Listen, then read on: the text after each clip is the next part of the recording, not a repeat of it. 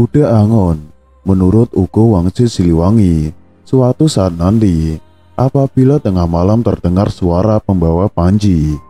Nah, itu adalah tandanya sosok Sadra Piningit memang masih misterius. Banyak sudah yang mencoba untuk menemukannya dengan caranya sendiri-sendiri. Alhasil, ada yang yakin telah menemukannya, bahkan juga ada yang mengaku dirinya lah si Sadra Piningit tersebut. Apabila diteliti, maka sosok yang telah ditemukan itu masih bisa diragukan apakah memang dia si calon Ratu Adil. Buddha Angon atau penggembala sesungguhnya merupakan konsepsi tentang kehidupan dan kemanusiaan dalam konteks diri manusia. Buddha Angon merupakan konsep tentang penemuan jati diri dan pengendalian diri. Untuk apa sesungguhnya kita diciptakan, selain jasad kita yang sesungguhnya hanyalah tunggangan yang harus ditundukkan, dikendalikan, dan diarahkan melalui proses penggembalaan. Dalam diri kita juga terdapat kumpulan sasatuan yang tidak untuk dimatikan, melainkan untuk digembalakan, sehingga menjadi potensi dan energi positif bagi penemuan misi hidup kita. Dalam konteks kehidupan sesama, Buddha Angon menjelaskan suatu upaya dan proses penerbitan, pembangunan kesadaran, serta pengarahan hubungan antar sesama yang dilandasi cinta dan kasih sayang, suatu tatanan kehidupan yang lebih berkeadilan dalam konteks sosok pribadi-pribadi yang bekerja keras dalam upaya dan proses yang demikianlah disebut Buddha Angon. Keraguan-keraguan yang muncul mendorong untuk menelaah dan mempelajari kembali apa yang telah diungkapkan dalam naskah-naskah leluhur mengenai sosok Sadra Piningit sejati. Salah satu naskah yang biasa kita gunakan sebagai rujukan yaitu Ugo Wangsit Siliwangi. Siliwangi dalam Ugo Wangsitnya menyebut si calon Ratu Adil dengan sebutan Bocah Angon atau pemuda penggembala. Beberapa hal yang disebutkan dalam Ugo Wangsit Siliwangi mengenai Bocah Angon, suara minta tolong. Dalam Ugo Wangsit Siliwangi disebutkan suatu saat nanti apabila tengah malam dari Gunung Halimun terdengar suara para pembawa panji. Nah, itu adalah tandanya semua keturunan kalian dipanggil oleh yang mau menikah di Lebak Cawene. Kata suara minta tolong sepertinya sama dengan ungkapan Joyoboyo dalam bait 169, yaitu senang menggoda dan minta secara nista. Ketahuilah bahwa itu hanya ujian, jangan dihina, ada keuntungan bagi yang dimintai. Artinya, dilindungi Anda sekeluarga. Bocah Angon di awal kemunculannya akan beraksi, melakukan hal-hal sebagai pertanda kedatangannya. Salah satunya adalah meminta tolong kepada orang di sekitar daerah Gunung Halimun. Tidak jelas mengapa dia minta tolong kepada orang lain. Apakah dia dalam kesulitan ataukah keperluan lainnya?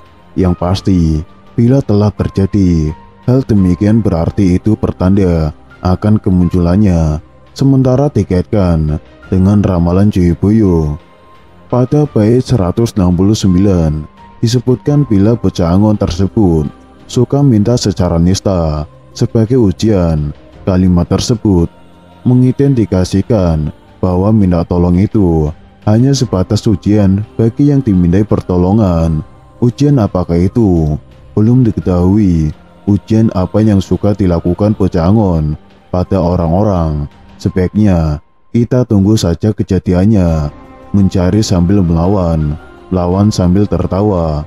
Dalam Ugo Wangsit Siliwangi disebutkan bahwa suatu saat nanti akan banyak hal yang ditemui sebagai bagian sebab terlanjur dilarang oleh pemimpin pengganti.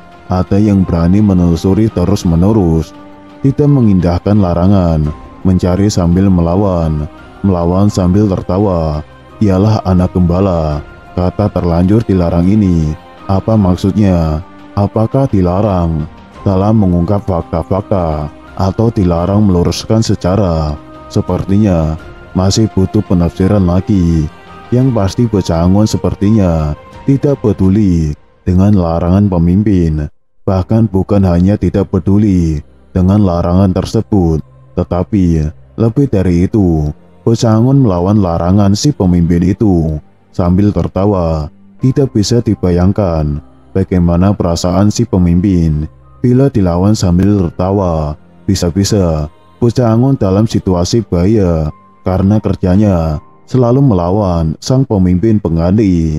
Kata banyak yang ditemui, sebagian karena terlanjur dilarang pemimpin baru, menunjukkan bahwa yang akan ditemukan masyarakat memang hanya sebagian saja.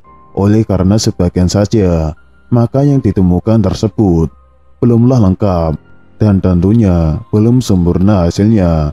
Tetapi tidak bagi Pecangon, dia terus saja mencari sambil melawan. Bisa jadi temuan si Pecangon ini kelak merupakan temuan yang paling lengkap dan mendekati kebenaran. Dia gembalakan ranting daun kering dan sisa potongan pohon. Dalam Ugo Wangsi Siliwangi disebutkan, apa yang dia gembalakan bukan kerbau, bukan domba, bukan pula harimau ataupun bandeng, tetapi ranting daun kering dan sisa potongan pohon. Dia terus mencari, mengumpulkan semua yang dia temui, tapi akan menemui banyak sejarah atau kejadian. Selesai zaman yang satu, datang lagi satu zaman yang jadi sejarah atau kejadian baru. Setiap zaman membawa sejarah, setiap waktu akan berulang itu dan itu lagi. Pecangon memiliki kebiasaan mengumpulkan daun dan ranting. Kata daun dan ranting yang disebutkan Ugo Wangsi Siliwangi dalam bahasa asli Sundayana yaitu kalakai, jeng tutunggul. Kalakai merupakan daun lontar yang biasa digunakan oleh orang kita pada zaman dulu kala sebagai lembaran daun untuk menulis. Sementara tutunggul merupakan ranting pohon yang biasa digunakan orang kita pada zaman dulu sebagai pena untuk menulis. Sehingga kalakai dan tutunggul bisa diartikan sebagai kertas dan pena. Si Pecangon ini memiliki kegemaran suka mengembalakan kertas dan pena. Dia terus mengumpulkan dan mengumpulkan kedua barang tersebut sebagai gembalaannya. Tidak jelas kenapa dia suka menggembalakan kertas dan pena. Kata mengumpulkan itu berarti kertas dan pena tersebut tidak hanya satu buah, tetapi jumlahnya banyak, dan itu menjadi barang kegemarannya. Selanjutnya disebutkan bahwa dia terus mencari, mengumpulkan semua yang dia temui, tapi akan menemui banyak sejarah atau kejadian. Kalimat tersebut bisa berarti bahwa Pecangon menggembalakan kertas dan pena untuk menemukan sejarah dan kejadian. Entah sejarah dan kejadian apa yang dia kumpulkan, tetapi bisa dimengerti bahwa di Nusantara banyak sekali sejarah yang dirubah. Mungkin hal tersebut bisa juga terkait dengan pelurusan sejarah kita. Dia akan terus mengumpulkan sejarah dan kejadian-kejadian penting, tentunya untuk menyelesaikan masalah di Nusantara. Wajar saja bila sejarah ditelusuri, karena memang untuk menyelesaikan suatu masalah tidak bisa tidak harus mengetahui awal sejarahnya. Bagaimana bisa terjadi dengan kegemarannya menelusuri sejarah dan kejadian yang dituangkan dalam kertas dan pena tersebut. Kelak masalah di Nusantara akan bisa dibereskan dengan mudah. Semoga.